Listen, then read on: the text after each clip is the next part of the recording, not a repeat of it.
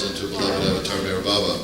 I'd like to introduce our panel, Nashwan Anzar, Leatrice Johnston, and also, of course, in the back, we have those that did not meet Baba. In the second stream, Jeff McGuire and Billy Goodwin.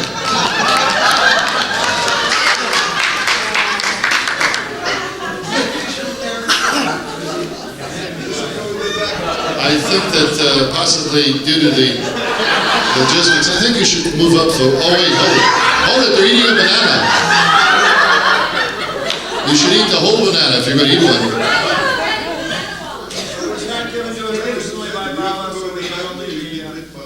That's right. Did they give up a banana last night? Yes. Did you give up a banana at the duty last night? You're giving it up again. You didn't? Should we bring them up for folks so they can join? Why not? Jeff, Val would like you to eat this skin. You got yourself into this one.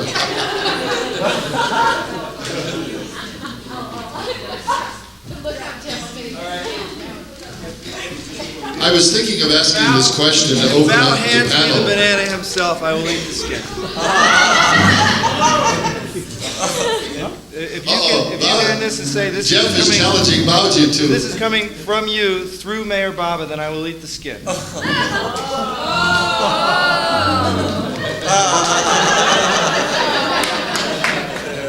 Otherwise, I only eat the inside. So Jeff, do you have to eat the skin? Oh, okay. You know, I was going to ask this question to open the panel somewhat in a humorous light, but actually the question itself may bring some exciting answers. And the question is, how do you feel your position in the cosmos is important? I asked it in tongue-in-cheek, but maybe there is something you could say. Because sometimes we all feel, oh, we're just, there's souls and the billions of souls that exist in the universe. How are we special, or does it matter? Oh, we can start from the side. Okay. But I'm not sure. Yeah, they have mics. I think that not just me or people on the panel, but each one of us, once there's a transformation of the mind, there is a change of heart, a change of attitude. One person at a time contributes to spiritual growth of humanity. There was a very nice little story that Baba once told, and it was narrated to me by Mani Irani. She said that Baba once told her that the mind is a cage with bars on them. We are the bird inside. We are the birds inside the cage, and there's a little window which is the heart of the cage. And even when the keeper comes to the cage and opens the window, the bird does not really know that the keeper has come, that the window has opened, and the bird keeps on hitting itself against the bars of the cage, trying to get out, till eventually it bleeds and falls down on the bottom of the cage. And when the bird is completely exhausted, it looks up, and then it looks at the it looks at the open door of the cage and flies out to freedom. And Baba said, and then he continued by saying that in this advent, he's opened up the door of the cage really, really wide. the heart is opened up really, really wide, and that we need to go beyond the bars of our own cages in order to reach out and be free. And I love this little story that Mani narrated, so I'm narrating it back to you and sharing it with you. So each one of us contribute towards the spiritual growth of humanity. In fact, we are the co-creators of the new humanity. We may not be conscious of it, or we may not say we are not worthy of it, but we are the co-creators of what Meher Baba terms as the new humanity. I have often said in the past that sometimes in disagreement with others is that when Baba dropped his body, to me it was his manifestation. And why do I say that? Because of the large number of people on whose hearts Meher Baba has put his finger and awakened to his love. And they are here today even without having seen him in his physical form. If that's not what his manifestation, then what is? He has awakened hearts, even of those who have not even seen him. I was at the last Amartithi standing in line waiting to go into the tomb. There were 45,000 people there standing in line, and I said to myself, let me take a little straw poll of people in line, and I asked them how they came. None of them had ever seen Baba or met Baba. And each one of them had absolutely strange stories. And I said to myself, boy, this is Meher Baba's manifestation. Opening up people's hearts to his love. Let's see if I can remember the question. The question was your thoughts in relation to how you as an individual important. How Well, do you see yourself?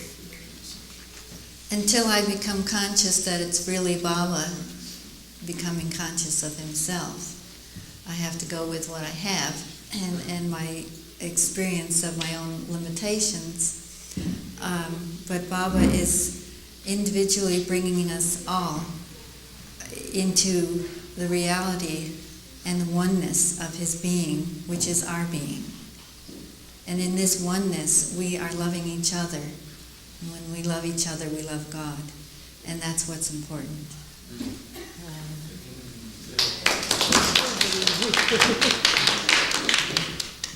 I guess our place in the cosmos is, of course, in the great sense, to answer the question of the original whim, who am I?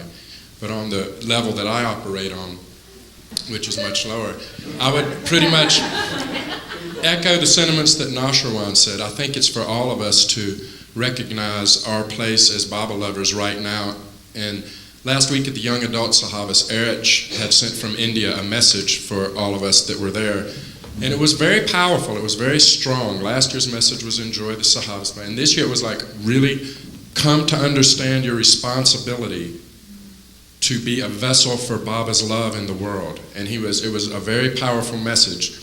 And I was thinking about it when Bao last night was talking about how many people are going to be coming soon, and just how incredibly fortunate we all are to be as close to Baba's life as we are, that we know the Mandali, and in the future the people won't know that.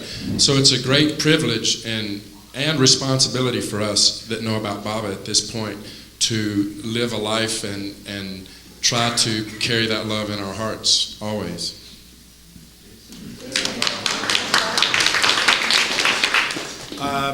Regarding the feeling special part of the cosmos, it's interesting. It's a tough way to go, because our society, we're constantly barraged with advertisements and commercials and everything that say, if you drive this car, you'll be special. If you use this facial cream, you'll be special. And this is all appealing to the ego.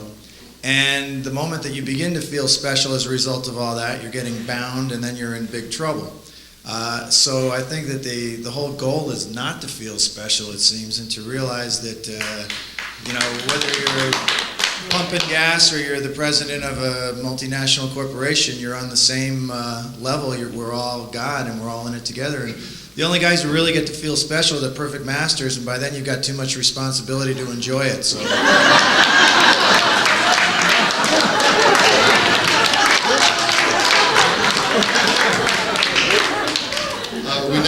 questions. Pardon me? He ate banana, that's a good answer. Banana, so he gets a good answer. Oh, you ate the banana. And now we have questions to the audience. We are going to turn to the audience for questions, and I see Wendy has her hand to start with. This is just one question. I'm sorry, it's not for the whole panel, it's for Narshawan. But could you mention again, I didn't get the date when you expect your new book to be out? The new book is In God's Hand, published by Beloved Archives. And it should be available by the end of this month, by Baba's grace, Baba willing. It's priced at $30, and it'll be available at the bookstore. Dinah has placed a large order. But while on the subject, I'd like to mention some people have asked me how they can help out with Beloved Archives. There are two areas that one can help. One is by contributing specifically to either the archival project or the publishing aspect of it. As I mentioned, we are publishing several books. In fact, what I didn't mention is that we are in the process of editing Dr. Hoshing Barucha's diaries, a project that he completed just before he passed away. And the manuscript is now, it's a very large manuscript, so we have to whittle it down to a certain degree and publish it. So we have an entire range of publishing projects. And the second one is for those who wish to volunteer their services for various different projects, transcribing tapes. If someone has the urge to come to New Jersey and work on housing as well as various different, with documents and photographs and so forth, there is a myriad different things they can assist with. So this is the work that we're doing with Beloved Archives.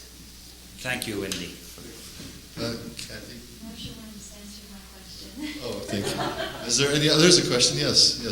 I was wondering if any panelists would like to comment on Silence Day coming up. I was just reading recently that people were asking Baba what they should do on Silence Day. And at that particular time, and I don't know if I wouldn't say that it applies for all time, but he said it's very good if you occupy yourself with physical work during silence. And that way you can keep concentrated on him and remember him. And I find that for Silence Day, besides just physically keeping your mouth shut, it is this opportunity of inwardly tuning in to Baba's silence and to hear his voice within, and have that practice of being still, all of our clutter, being still and not disassociating with all our myopic clutter, and just being in the moment of the real with Baba. Can I ask you a question about working on the Silence Day? If you had a job in telemarketing, and you said to yourself, I won't talk to anybody but my business calls, is that still being silent? No. Okay.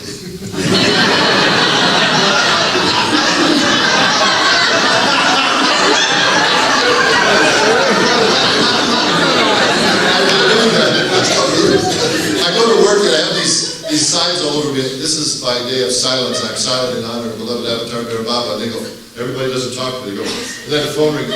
Hello? And then they turn to me and they say, you're talking. And I go, I have to tell you a story. Dana Field used to live at the MeherBaba Center, the old center on Santa Monica Boulevard. He would take periods of silence and he would communicate with notes to me. He'd knock on my door, will you go shopping for me and this and that, and so I'd communicate, back to him. And then I go to the center and the phone would ring. I went to our MeherBaba Center, Dana Field. He wouldn't talk to me, so I got on the phone and I said, hey Dana.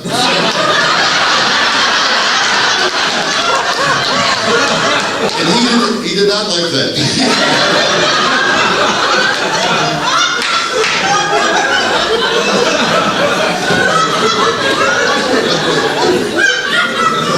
That's pretty good, Fred. You know, I've never heard that about Bob wanted us to engage in physical labor on silence. I have never heard that. And you read that? That's exactly. Well, my next thing was to invite you all to MeherMount for silence.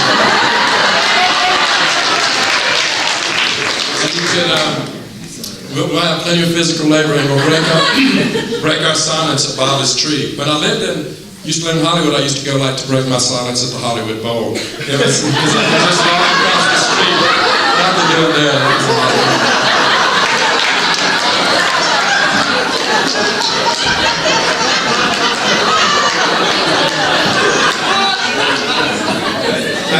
I would just say to those of you who took this literally the other night, flatulence is not breaking one's silence.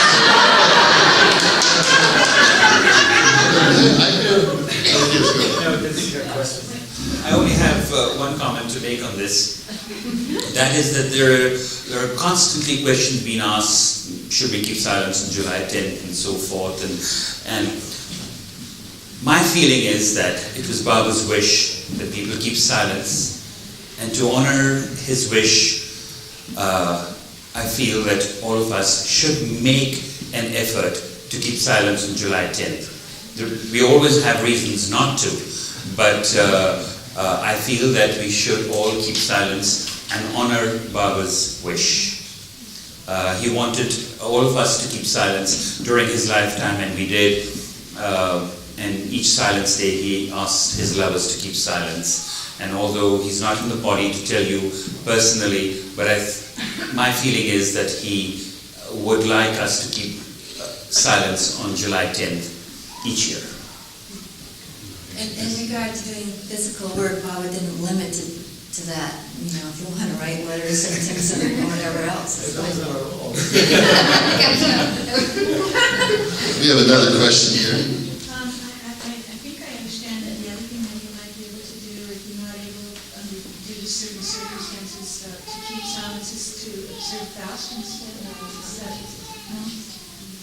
The question is, instead of silence on Silence Day, to fast that day instead of being silent, would that be sort of the same kind of commemoration? Baba did give an option of silence and fast during his lifetime.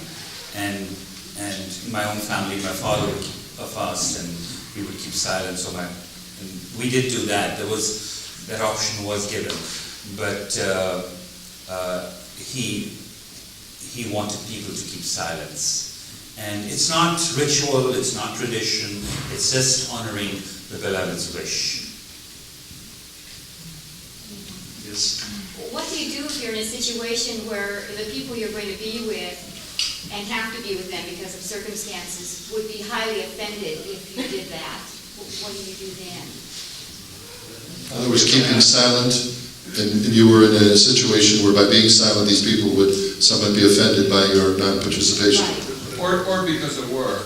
Or because of work, okay. Maybe you don't go to work or something. You tell them ahead of time, you write notes, and if they're offended, that's their problem.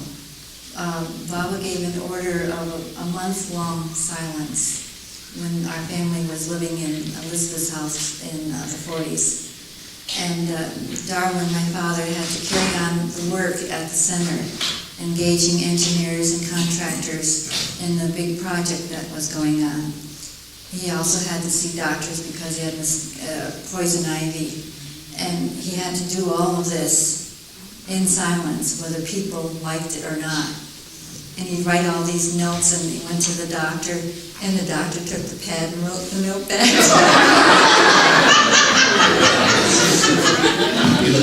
This brings. I don't want to stir up any controversy. Maybe Bao could even talk a little about this when he gets it to talk later on. But my instinct is there are times when someone is in a situation where to be silent would be very, very difficult. And I think that Baba would certainly, in his infinite compassion, be understanding. So I wouldn't beat yourself up if you have to break silence on Silence Day. Yes? I just have a comment regarding this.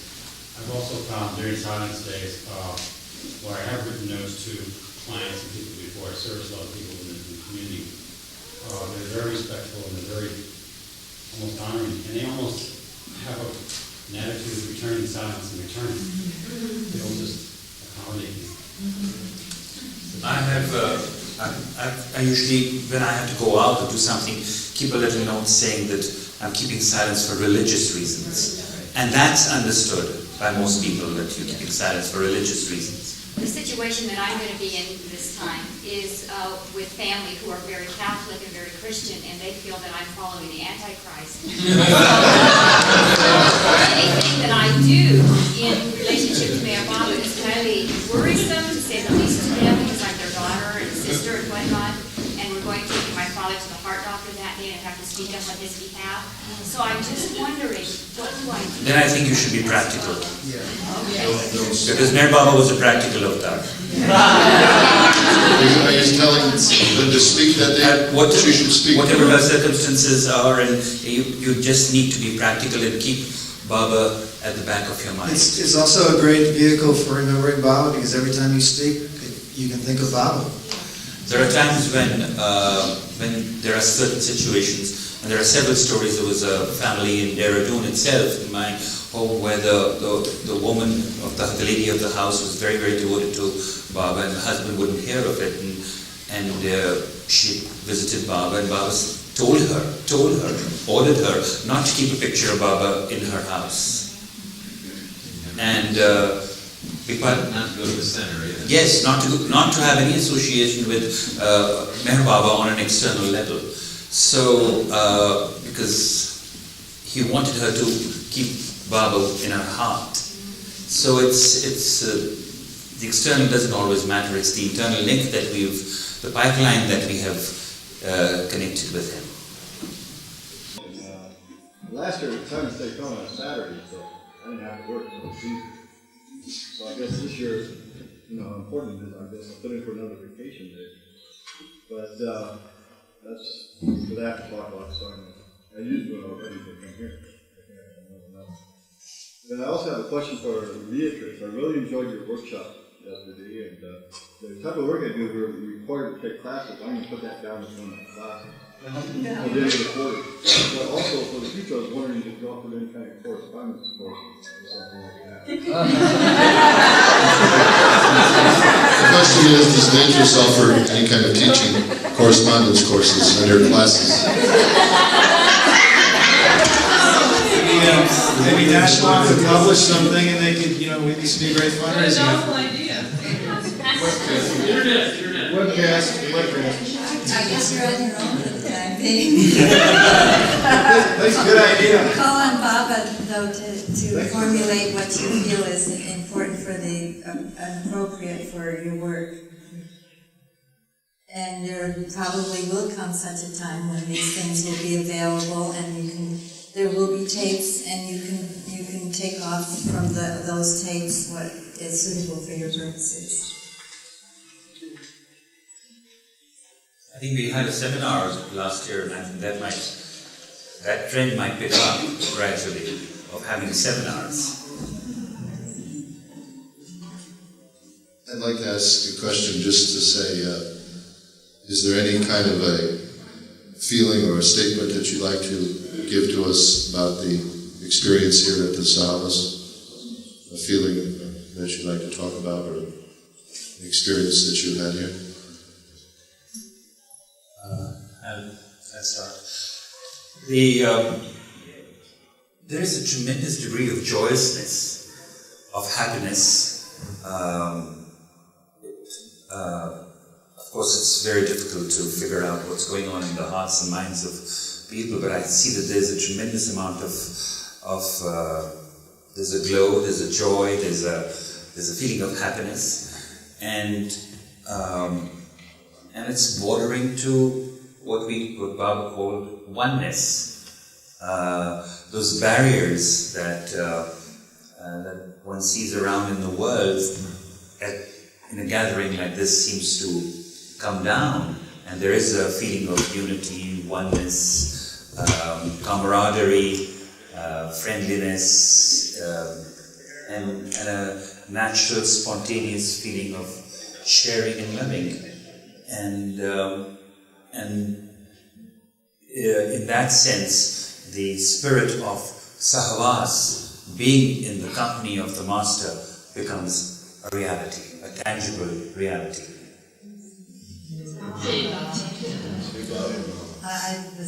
I would say ditto. I would say exactly that, and I would say that you guys are the best, and that you have this spirit. You always have this spirit, and as the Sahavasd progresses, you get warmer and warmer, and of course the barriers come down, and it's not the guests, it's everyone. Everyone contributes to the whole, and you have so much to contribute, and you do. Thank you.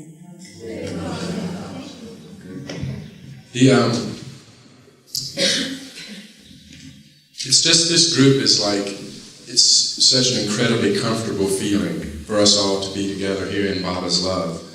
And it's just so comfortable. You feel so open, and you feel everybody's hearts opening more and more, and a little bit more every day. And you're just hugging everybody, and it's really wonderful. And for me, it was such an enormous pleasure to play the concert the other night.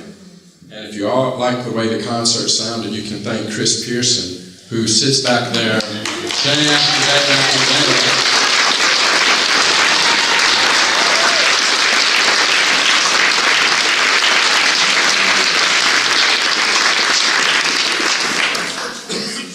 He's been sitting there in that chair for 26 years, actually. Except to go make the duty, which lights every time. It's like but he works so hard, and it's just, he made it such a great experience for me to know that everything was working well here. And I just love you all, and am very thankful to Baba to be part of this group. Yeah, earlier Chris said he had to go use the bathroom, and I thought, there's no time schedule for that. I would just say that in the hectic craziness of Los Angeles, our LA community, our LA group, is the one kind of sense of community that you get in that sprawl. God knows we have our conflicts, and I can look out in this room and I know almost everybody here. I've had probably a conflict or two with almost everybody here. But unlike a lot of other groups that I've heard about, where people have conflicts and then they splinter off or they don't speak to each other or whatever, Baba seems to work it through. I think in LA, life is so difficult that we get exhausted by LA and we can't hold on to grudges with each other. But also with Baba, we don't get powers, we don't get to know where we are on the planes, we don't get to manifest watches or oranges out of the air. We don't even get to, bananas, yes, but as I said before, we don't even get to feel special. We're told we're not supposed to feel special. We don't get anything, really. But Baba has blessed us with this incredible family of friends, and for that I'm so grateful, because that's about the only thing that makes things sane, in my life. And so thank you all, and thank you for actually having me as an official guest. It's been my great privilege, to work with Fred and to make people laugh over all these years. And I must say, every year, the week before the Sahavasd, I turned to Lynn and I said, I don't have anything for the Baba Manana show. I don't know, this year it's going to be horrible. And she says, you say that every year, and it doesn't come from me. It really, I think Baba really wants his lovers to laugh. And I think that I'm just very grateful to him that he's made me a vehicle for it, and I appreciate it. Thank you. We just have a few minutes left before we break, and I just would like to ask this final question, and if we could now make a brief statement. What would you ask if you had the chance to ask Meher Baba a question?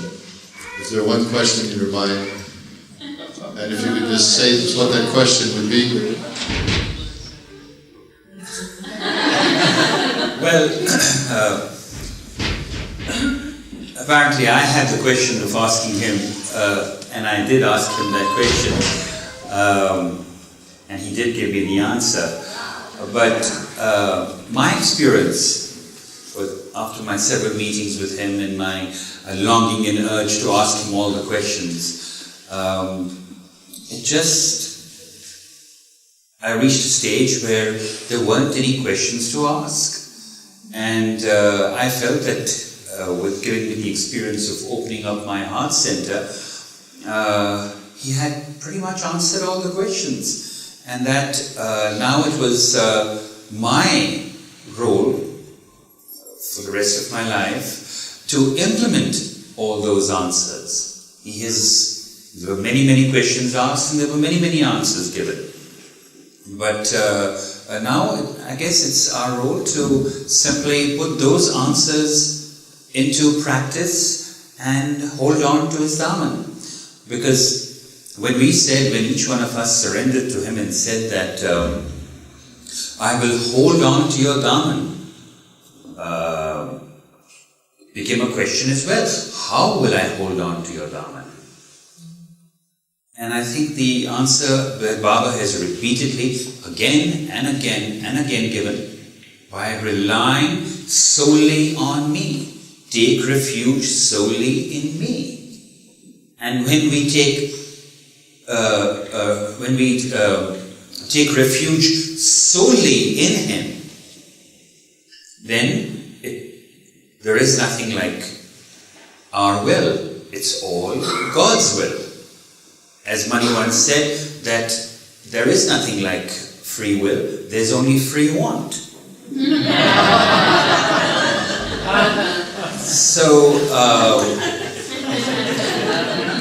So when you take refuge in him, fully in him, then you love him, you obey him, you surrender to him, because you've already accepted the fact that you're taking refuge in him. So anything that happens is according to his will. And we need to be accepting and happy of that. And to honor what Erich asked me, that wherever you go and share Baba stories, please tell them, this was at my last visit in October, when I was in the Mandali Hall in Mirazad, that he narrated the story about Baba asking people to give their imperfections. And Erich asked me to share this message that he was giving to everybody, that it was very, very important that we let go of our imperfections and put them in Baba's feet. And let him do his will. Let him be a part of our lives. Let go of our imperfections. And that's what we never do. And that's what we need to do for the rest of our lives, is to let go of our imperfections and to love him and to think of him and to remember him always. In all the times that our family had the opportunity to be with Baba, we never had a question. We never asked a question. It's for Baba to give you what he wants, when he wants, and as he wants. And he does.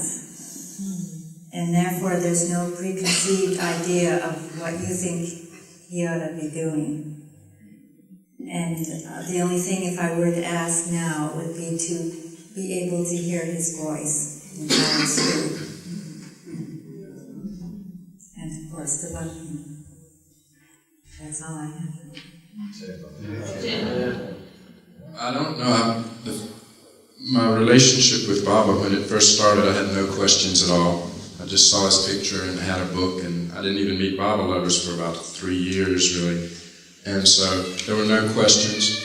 And then there was a short period after my first trip to India, because on my first trip to India, I went to the Samadhi the very first day I got there, and the first thing that happened is Jack Small blew a pitch pipe in my ear and started singing. And it's how Baba works perfectly, that the one thing that could send me into a tailspin would be somebody singing out of tune, because I'm a musician. And that's the first time I ever went up to the Samadhi. And it really shook me terribly.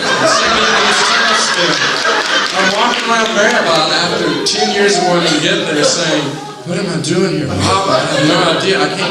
This can't be for real. This is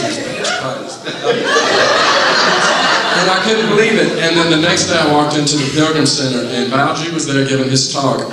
And I walked in kind of mid-talk. I didn't know it took place that, but I walked in and he was right in mid-sentence, and he says, "So don't worry if you don't have any doubts, don't worry, he'll create some for you." And right at that moment, it just all went away. And since then, I really haven't had any questions for Baba, except maybe now that I live at Meherman, I might ask him why farm machine breaks so frequently. But I really haven't had, I'm sure I would have no question for Baba at all if I was in his presence. By the way, Jack Small does not sing out of tune. He just sings in the key of J, as the